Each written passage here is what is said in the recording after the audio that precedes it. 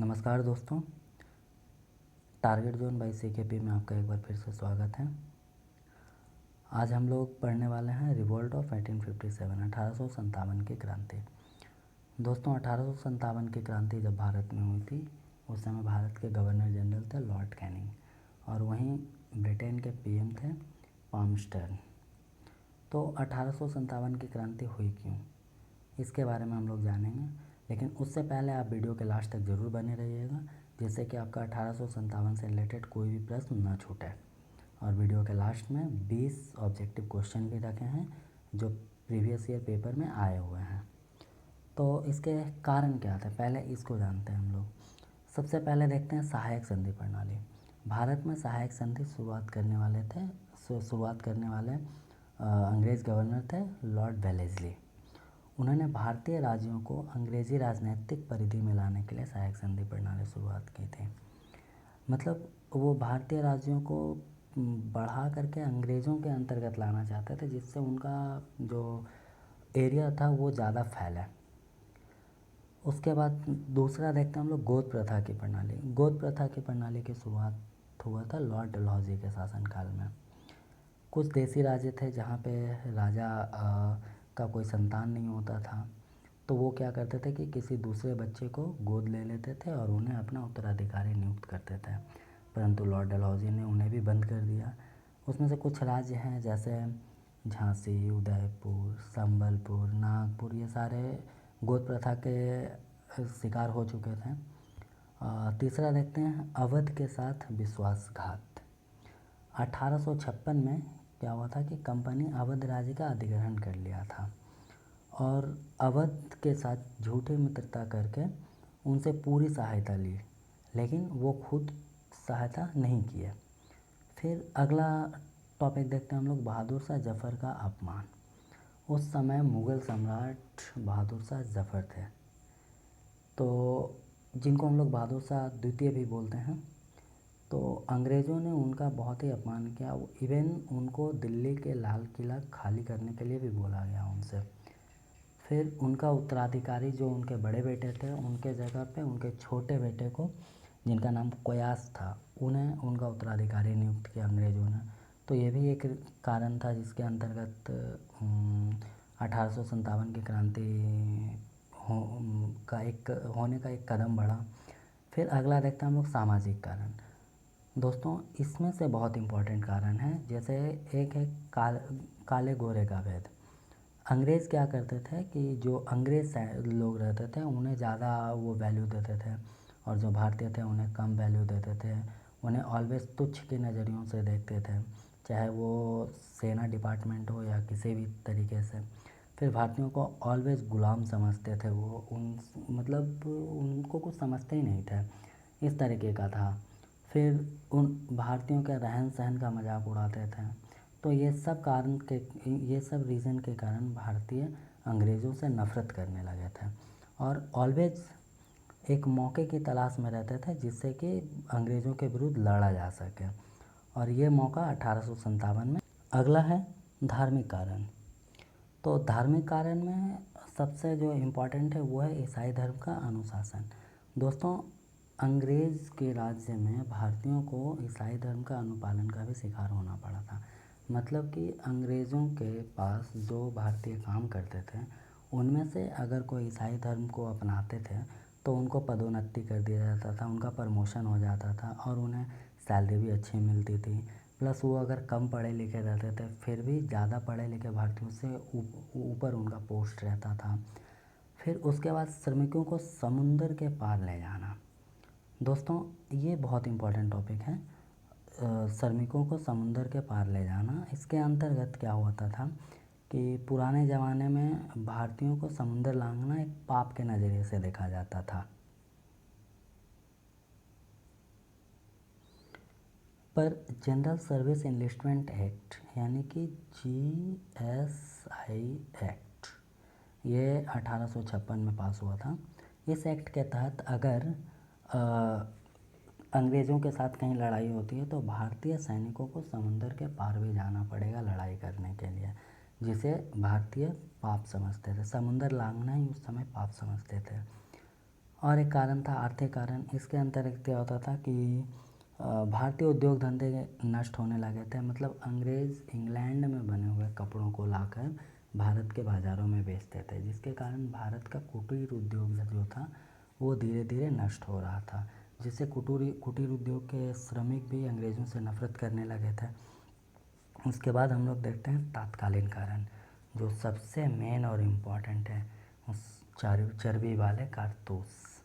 आप लोगों ने तो सुना ही होगा कि गाय और सूअर के चर्बी से लगे कारतूस आते थे, जिसे बंदूक में डाल करके सैनिकों को गोली चलाना पड़ता था। और यही 1857 की क्रांति का मुख्य रीज़न बन गया, मेन कारण बन गया। हुआ ये था कि पहले वो सैनिक लोग जो बंदूक यूज़ करते थे वो उसका नाम था ब्राउन बेस, और उसके जगह पे एक नया बंदूक आया जिसका नाम था इनफील्ड राइफ़ल। और इनफील्ड राइफ़ल में ही चर्बी वाले कारतूस लगा करके फायर किया जाता था। तो 1857 की क्रांति के बारे में ये जस्ट थोड़ा सा रीज़न था कि क्यों हुआ। बाकी कहानी हम लोग थोड़ी देर बाद देखते हैं। पहले उसके पहले हम लोग देखते हैं कि 1857 की क्रांति के समय मेन जगह क्या कहाँ कहाँ थे, कहाँ कहाँ 1857 की क्रांति पनपी थी। उसमें से सबसे मेन जगह ये आप देख रहे हैं कलकत्ता, यहाँ पे था बैरकपुर हुगली नदी के किनारे बसा है कलकत्ता, ये भी क्वेश्चन आता है। अवध, झांसी, कानपुर, दिल्ली, मेरठ, उसमें से आप देख रहे हैं ये बैरकपुर और ये मेरठ, ये दो जगह बहुत इम्पोर्टेंट है 1857 की क्रांति के लिए।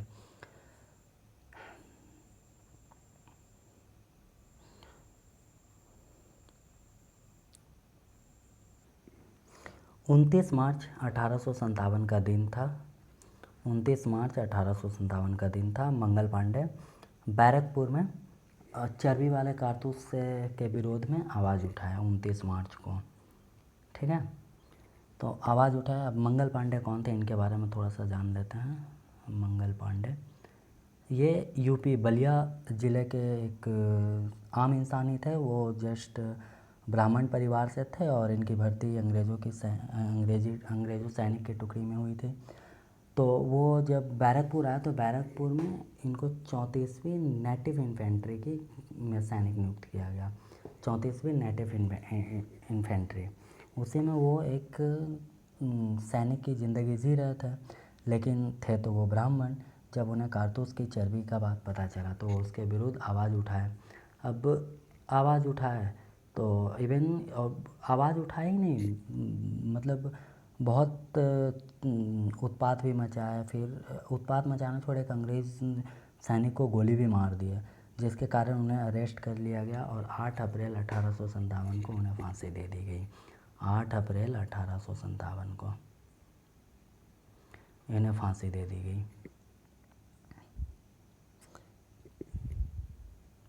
उसके बाद क्या होता है कि यही मंगल पांडे थे जो एक नारा दिया था मारो फिरंगी को, और ये नारा बहुत ही फेमस हुआ था। उसके बाद अंग्रेज़ क्या कहते हैं कि वो भारत के शस्त्रागार को जब्त कर लिए, फिर भारतीय सैनिकों को सज़ा देने लगे। फिर अंत में जब ये बात यूपी में मेरठ में पता चला तो मेरठ मेन 1857 की क्रांति मेरठ से ही शुरू हुई थी। मेरठ यूपी में है, वहाँ पे 20वीं नेटिव इन्फेंट्री के सेना थे। सैनिक लोग क्या किए थे कि मेरठ छावनी पे आकर अटैक कर दिए और वहाँ फिर छावनी को जला उला दिया, कुछ अंग्रेज़ों को मारे और उसके बाद मारने के बाद वहाँ से गए दिल्ली की ओर। दोस्तों पहले ये चीज़ हम लोग समझ लेते हैं, जब मेरठ में जब क्रांति पनपी तो उस समय सैनिक दो चीज़ों पे ध्यान दिए, एक था रोटी और दूसरा कमल का फूल। ये दोनों उनके क्रांति का प्रतीक था। वो जहाँ कहीं भी जाते थे रोटी और कमल का प्रतीक लेकर जाते थे। वो देखते हैं कि सब पता चल जाता था कि ये लोग क्रांतिकारी हैं, इस टाइप का वो लोग जस्ट एक सिंबल के रूप में इसको लिए थे। 10 मई 1857 को मेरठ में विद्रोह शुरू हुआ। वो लोग क्या भारतीय सैनिकों को मुक्त करा दिए, फिर अंग्रेज़ों को मारे पीटे, बहुत कुछ किए। उससे फिर मेरठ से उत्साही सैनिक क्या किए, दिल्ली की ओर बढ़े और दिल्ली में जाकर के बहादुर शाह जफ़र से रिक्वेस्ट किया कि भाई आप हमारे नेता बने। किन से? बहादुर शाह जफ़र से, आप हमारे नेता बने। तो बहादुर शाह जफ़र उस समय 82 ईयर्स ओल्ड के थे, तो बेचारे वो कैसे बनते? तो उनका सेनापति था बख्त खां, उन्होंने कमान संभाली। बख्त खां उनका सेनापति था, उन्होंने कमान संभाली। उसके बाद बहादुर शाह जफ़र के बारे में एक कहानी बहुत प्रसिद्ध है। कहते हैं कि वो मतलब बहुत ज़्यादा ही देशभक्त था। उसे जब अरेस्ट कर लिया गया था तो बहादुर शाह जफ़र बहुत भूखे थे। एक समय वो अपने भूख को बर्दाश्त नहीं कर पाए तो अंग्रेज़ों से बोले कि भाई मुझे खाना दो, भूख लगी है। तो अंग्रेज़ क्या किए कि उनके दो बेटों का सर काटकर एक थाली में उनके सामने परोसते हैं। सोचिए, वो जस्ट इमेजिन करिए कि बहादुर शाह जफ़र के सामने उनका दोनों बेटा का सर काट कर एक थाली में उनको परोसा जाता है और अंग्रेज़ बोलते हैं भूख लगी थी, लो खाओ इसे।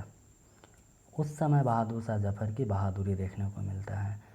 उनका रिप्लाई रहता है, वो अंग्रेज़ों को बोलते हैं कि हिंदुस्तानी बेटे अपने पिता के पास देश पर कुर्बान होकर ऐसे ही आते हैं। ध्यान से सुनिएगा, बोलते हैं हिंदुस्तानी बेटे अपने पिता के पास देश पर कुर्बान होकर ऐसे ही आते हैं। तो जस्ट ये वाक़या सुनकर अंग्रेज़ डर जाते हैं और डर करके उन्हें रंगून भेज दिया जाता है। बहादुर शाह जफ़र को रंगून भेज दिया जाता है। तब तक विद्रोह लगभग पूरे भारत में फैल चुकी होती है। उसमें से एक जगह है, अभी हम लोग देखे थे, झांसी में भी विद्रोह होता है और झांसी में विद्रोह की कमान संभालती है, सबको पता है, रानी लक्ष्मीबाई, जिनके बचपन का नाम था मणिकर्णिका। उनका जन्म हुआ था वाराणसी में और शादी हुई थी झांसी में। तो रानी लक्ष्मीबाई झांसी में विद्रोह कमान संभालती है और अंग्रेज़ों के विरुद्ध लड़ाई करती है।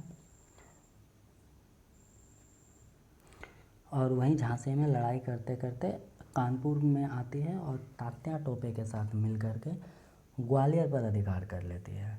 और फाइनली एक अंग्रेज़ जिसका नाम है सर ह्यूरोज, इसके साथ कालपी के युद्ध में लड़ते हुए वो वीरगति को प्राप्त होती है। और वो इतनी बहादुरी से लड़ती है कि सर ह्यूरोज भी ये बोलते हुए नहीं चूकता है कि 1857 की क्रांति की यह एकमात्र मर्द थी। वहीं कानपुर में तात्या टोपे और नाना साहब कमान संभाल रहे थे। तात्या टोपे इनके बचपन का नाम था रामचंद्र पांडुरंग। और वहीं उनका साथ दे रहे थे नाना साहब के बचपन का नाम था धोंतूपंत। ये दोनों कानपुर में कमान संभाल रहे थे। तो वहीं लखनऊ में बेगम हजरत महल थी, जो अंग्रेज़ों का विरोध कर रही थी। बेगम हजरत महल, इनको लोग प्यार से महक परी बोलते थे। इनको लोग प्यार से महक परी बोलते थे। फिर बिहार के जगदीशपुर में बाबू कुंवर सिंह अंग्रेज़ों का सामना कर रहे थे। फाइनली हम देख रहे हैं कि 1857 की क्रांति थी, वो लगभग पूरे भारत में फैल चुकी थी।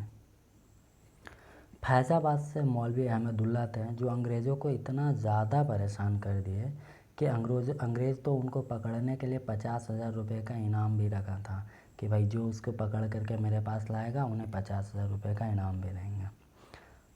फाइनली इतना कुछ होने के बाद भी विद्रोह विफल रहा। इसके मुख्य कारण था एक मजबूत नेता का कमी होना और निश्चित समय जो 31 मई को डिसाइड किया गया था। अभी बताया था ना, मेरठ में स्टार्ट हुआ था 10 मई को, जो संडे का दिन था, ठीक है। उसी दिन डिसाइड हुआ था कि 31 मई को पूरे भारत में एक साथ विद्रोह करेंगे, लेकिन ये संभव नहीं हो सका। इसका रीज़न क्या था कि अलग अलग जगह पे अलग अलग समय पे विद्रोह शुरू कर दिया गया, जिससे एक यूनिटी देखने को नहीं मिली थी इस 1857 की क्रांति में, जिसका विफल होने का मेन रीज़न था। नीचे कुछ इम्पॉर्टेंट प्लेस है जहाँ के मतलब विद्रोह का केंद्र कौन सा था और वहाँ के नेता कौन थे, इसको देखते हैं। और जैसे दिल्ली में भी हम लोग पढ़े थे, जनरल बख्त खां वहाँ का नेतृत्व किया था। कानपुर से नाना साहब किए थे। लखनऊ से बेगम हजरत महल की थी, जिन्हें महक परी भी कहा जाता था। बरेली से खान बहादुर थे। बिहार से कुंवर सिंह। फैज़ाबाद से मौलवी अहमदुल्ला, जिनके लिए बोले थे अंग्रेज़ों ने 50,000 रुपया भी रखे थे इनाम के राशि के रूप में। फिर झांसी से रानी लक्ष्मीबाई, बचपन का नाम था मणिकर्णिका। इलाहाबाद से थे लियाकत अली। ग्वालियर से तात्या टोपे। गोरखपुर से गजाधर सिंह। फिर गोरखपुर से गजाधर सिंह थे। फिर फर्रुखाबाद से नवाब तफज्जल हुसैन। फिर सुल्तानपुर से शहीद हसन। संबलपुर से सुरेंद्र साईं। हरियाणा से राव तुलाराम। दोस्तों, ये जो क्रांति हुई थी ये सफल नहीं हुई, यानी कि विफल हुई। तो विफल करने में जो अंग्रेज़ सहायक थे वो कुछ इस तरीके से थे, मतलब किस जगह पे कौन सा अंग्रेज़ विद्रोह को दबा दिया था। जैसे यहाँ पे दिल्ली पे देख रहे हैं, lieutenant Willoughby, John Nicholson, lieutenant Hudson, इन लोगों ने मिलकर के दिल्ली में क्रांति को दबाया था। इसमें से इम्पोर्टेंट है जॉन निकोलस और लेफ्टिनेंट हडसन, इन दोनों का बहुत ही अहम रोल था। फिर कानपुर से देख रहे हैं, सर ह्यू व्हीलर, कॉलिन कैंपवेल तो लखनऊ में भी लखनऊ में भी एक क्रांति को दबाए थे। फिर लखनऊ से थे Henry Lawrence, brigadier English, Henry Havelock, James Outram, sir Colin Campbell हैं। फिर झांसी से सर ह्यूरोज क्रांति को दबाए थे। सर ह्यूरोज, जिन्होंने लक्ष्मीबाई की वीरता पे कहा था कि 1857 की क्रांति की यह एकमात्र मर्द थी। बनारस से थे कर्नल जेम्स नील। तो ये 1857 की क्रांति का कुछ ओवरव्यू था। अभी हम लोग एक चीज़ जानते हैं कि 1857 के विद्रोह में एक कवि थे जिनका नाम था मिर्ज़ा गालिब। इन्होंने अपनी आँखों से 1857 की क्रांति को देखा था और ये मिर्ज़ा गालिब के ऊपर बहुत बार क्वेश्चन आ चुके हैं। दोस्तों, वीडी सावरकर एक थे, वीडी सावरकर, जिन्होंने 1857 की क्रांति को पहला स्वतंत्रता संग्राम कहा था। तो अब हम लोग आगे प्रीवियस ईयर क्वेश्चन को देखेंगे जो पिछले क्वेश्चन में आए हैं, पिछले परीक्षाओं में। तो पहला क्वेश्चन है, 1857 के विद्रोह के समय ब्रिटिश प्रधानमंत्री कौन थे? अभी हम लोग पढ़े थे, पामस्टन थे। फिर सिपाही विद्रोह के समय भारत का गवर्नर जनरल कौन था? सिपाही विद्रोह के समय भारत के गवर्नर जनरल कौन था? Option B, Lord Canning. फिर मंगल पांडे कहाँ के विप्लव से जुड़े थे? अभी हम लोग पढ़े थे, मंगल पांडे बैरकपुर के विप्लव से जुड़े थे। बैरकपुर कहाँ है? कलकत्ता में, जो हुगली नदी के किनारे बसा है। मंगल पांडे सिपाही थे। Mangal Pandey 34वीं infantry, native infantry के सिपाही थे, ये भी पढ़े हैं हम लोग। 20वीं नेटिव इन्फेंट्री मेरठ में थी और मंगल पांडे बैरकपुर में 34वीं नेटिव इन्फेंट्री में एक आर्मी थे। 1857 की क्रांति के बिहार के नेता कौन थे? तो हम लोग जानते हैं बिहार के नेता कौन थे? बाबू कुंवर सिंह। बिहार में कहाँ? जगदीशपुर, है ना, जगदीशपुर में। फिर निम्नलिखित में से 1857 के किस नेता के सिर पर 50,000 का इनाम था? फैज़ाबाद का मौलवी अहमदुल्ला। आगे देखते हैं, 1857 के निम्नलिखित क्रांतिकारियों में से किसका वास्तविक नाम रामचंद्र पांडुरंग था? रामचंद्र पांडुरंग था तात्या टोपे का नाम। लखनऊ में 1857 के स्वतंत्रता संग्राम का नेतृत्व किसने किया था? हजरत महल, जिनका निकनेम क्या था? महक परी। 1857 के विद्रोह के निम्नलिखित स्वतंत्रता संग्राम सेनानियों में से किसे महक परी की पदवी दी गई थी? हजरत महल को महक परी की पदवी दी गई थी, अभी बताया आप लोगों को। 1857 का आंदोलन आरंभ हुआ था, मेरठ से आरंभ हुआ था। याद रखिएगा, बैरकपुर से 1857 की क्रांति की शुरुआत नहीं हुई थी। हाँ, 1857 की क्रांति की पहली गोली बैरकपुर में चली थी, लेकिन आंदोलन शुरुआत हुआ था मेरठ से। रानी लक्ष्मीबाई को अंतिम युद्ध में सामना करना पड़ा था किससे? हीरोज से, जिन्होंने रानी लक्ष्मीबाई को कहा था कि 1857 की क्रांति की यह एकमात्र मर्द थी। इंडियन वॉर ऑफ इंडिपेंडेंस 1857 के लेखक कौन थे? दोस्तों, इंडियन वॉर ऑफ इंडिपेंडेंस 1857 के लेखक थे वीडी सावरकर, जिन्होंने 1857 की क्रांति को पहला स्वतंत्रता संग्राम कहा था। अगला ही क्वेश्चन है, 1857 के संग्राम को प्रथम स्वतंत्रता संग्राम का नाम किसने दिया था? वीडी सावरकर ने दिया था। सन 1857 के विद्रोह का तत्कालीन कारण क्या था? तत्कालीन कारण क्या था? चर्बी के साथ बने कारतूस। 1857 ईस्वी का विद्रोह मुख्यतः किस कारण से असफल रहा? मेन रीज़न क्या था? किसी सामान्य योजना और केंद्रीय संगठन की कमी। एकदम सही है। हिंदू मुस्लिम एकता की कमी। हिंदू मुस्लिम एकता की कमी का तो कोई हिसाब ही नहीं, यहाँ पे सभी हिंदू मुस्लिम सब मिल करके लड़े थे। चलिए आगे देखते हैं। निम्न में से कौन असम में 1857 की क्रांति का नेता था?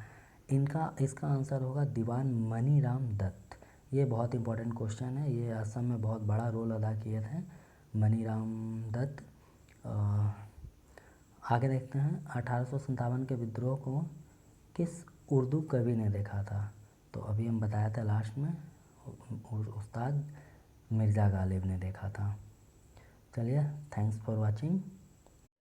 If you enjoyed, then hit the like button, do comment and don't forget to subscribe our channel Target Zone by CKP. Thank you.